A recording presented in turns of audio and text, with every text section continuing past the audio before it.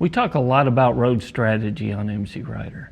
What if there was a framework to help you apply it out on the road? Well, there is, and this week on MCrider, we're going to talk about it.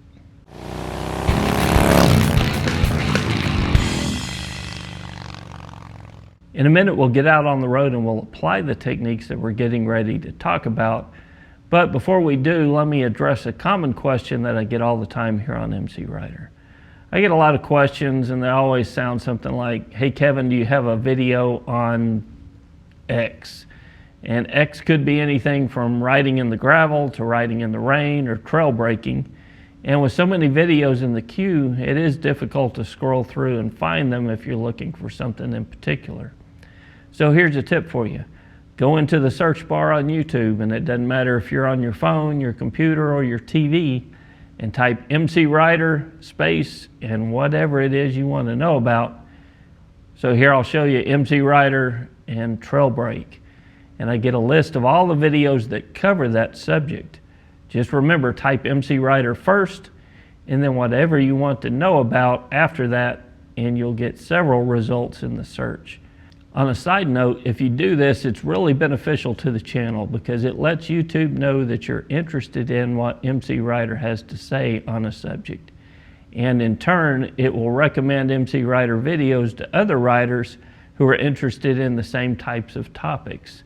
So you help yourself out finding the video that you want to watch, and you help spread the word about MCrider.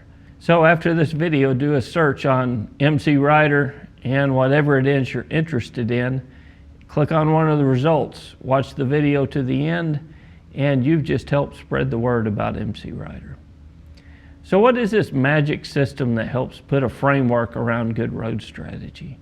Well, I first read about this in a book called Motorcycle Roadcraft, the Police Rider's Handbook. And this is a technique that's taught to police officers in the UK, and it applies to us riders here in the US as well. The system is called IPSGA. IPSGA stands for Information, Position, Speed, Gear, and Acceleration. Now notice in this diagram that information encompasses speed, gear, and acceleration. And that's because as we ride, we're constantly taking in new information. And that information affects our position, our speed, gear, and acceleration out on the road. Before we get too deep into IPSGA, let's talk about the information aspect of it. They also have an acronym for that, and it's TUG, T-U-G. TUG tells us what we do with the information, and it stands for take, use, and give. So anytime you're out on the road, you're taking in information. Things like, what's the speed limit? Is that light, red, or green? Am I in the proper lane for the turn? Is that car ahead turning? And then we use that information. So we take information, we use that information to negotiate the hazard or the obstacle or just to negotiate an intersection. You also give information when you're out on the road. By using your turn signals, your brake light gives information. Performing a head check actually gives information to the drivers around you with what your intent is, and whether you're speeding up or slowing down, it gives information to other drivers around you. So on the road, you're constantly taking, using, and giving information, TUG. That information can be used as a framework within IPSGA. The information we get from the road affects our speed, our gear, and acceleration. And remember that information encompasses position, speed, gear, and acceleration. And that's because we get new information at any time, and that causes us to reevaluate our position, speed, gear, or acceleration on the road. Now, I know this will make a whole lot more sense when we apply it out on the road. So let's hop on a motorcycle, we'll go for a ride, and we'll apply IPSGA out on the road. So I can't think of a better place to have an abundance of road information to process than downtown Dallas. So that's Dallas that you see in the background, and as we ride into it, we'll process that IPSGA and we'll see how it applies to our road strategy out on the street. So the whole thing starts with the information that we're taking in. So riding down this road in this scenario, let's pause the video for a second. What information is coming into the rider at this point? I can see in this scenario that I've got some brake lights ahead of me. I've also got a curve that I don't have real good visibility through, so I don't know exactly what's happening on the other side of that curve. And I know that I'm in a city, so traffic may be a little bit unpredictable and may come to a stop quickly. So taking that information that I've been given, I can use that to help put me in a better position. Remember TUG, you take, use, and give information out on the road. I've taken that information, now I can use it. I can put the motorcycle in the proper position to be able to see through that curve better. I can adjust my speed in case the traffic is going to slow down. I can select a lower gear if I need to. And in this situation, I probably don't want to accelerate.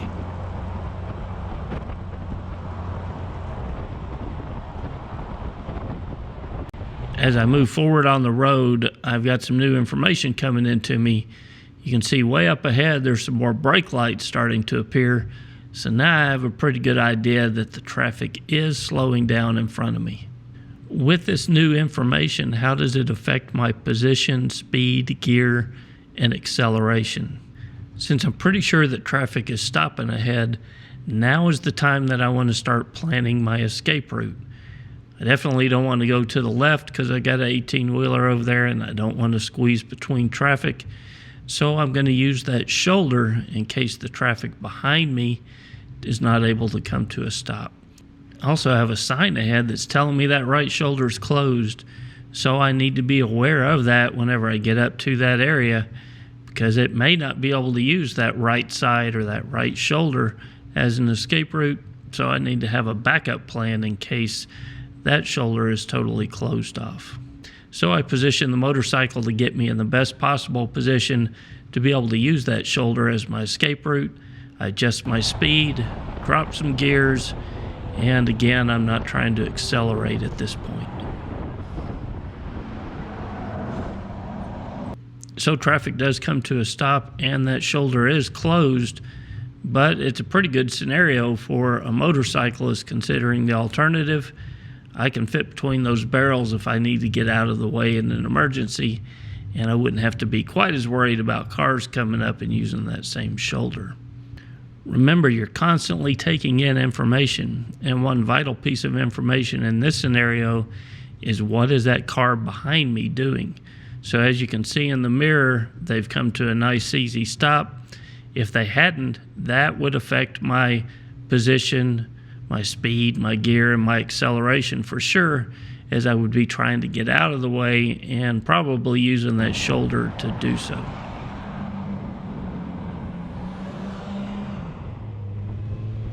So let's get out of the city and apply this technique on a better road for a motorcyclist. So let's pause it right here and see what information we can take in. So I'm out of the city now and I'm out in the country, a rural 2-lane road. My position, I'm just left of center, and typically on a 2-lane road like this, that's where I like to ride in case a deer or something comes from that right side. I'm in a better position to deal with it and see it as soon as possible. My speed's good for that type of road and condition. I'm in the proper gear, and I was just leaving a corner, so I am accelerating slightly. Let's speed it up a bit here so we can get to another place here on the road I want to talk about.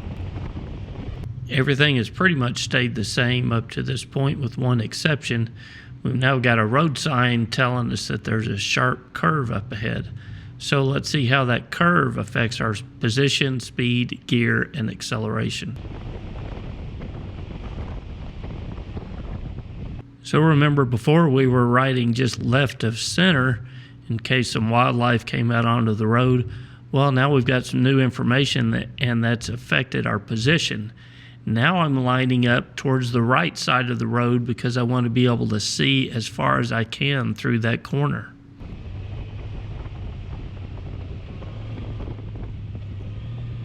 I've got my position right. I've adjusted my speed down. I was going a little over 40. Now I'm a little under 30. And my gear is down. I was in 6th gear. Now I've dropped it down to 3rd gear. So here we are at the apex of the corner, and I've got some more information. I can see all the way up the road, and I can tell that there's no traffic and there's nothing in the roadway that would affect my cornering. So that allows me to accelerate. I can finally get on the throttle and accelerate through the last part of that corner. I found this technique interesting, and I hope you have as well. It really does place a framework around a lot of the road strategy that I teach here on MCrider, and I hope that you'll think about it next time you go out for a ride and begin to put some of this into practice as you're analyzing your rides and as you're negotiating hazards and curves out on the street. Till next week, guys, it's Kevin with MCrider, and I'll see you on the road. Oh yeah, don't forget, search MCrider and the topic of your choice on YouTube, and watch the video. You really will help the channel grow. There are multiple ways to support the channel. You can become a member on YouTube at mcrider.com/member, or support the channel through Patreon at mcrider.com/support. Either way, you'll get full access to the forum and the field guides, which will further the training that we release here on a weekly basis.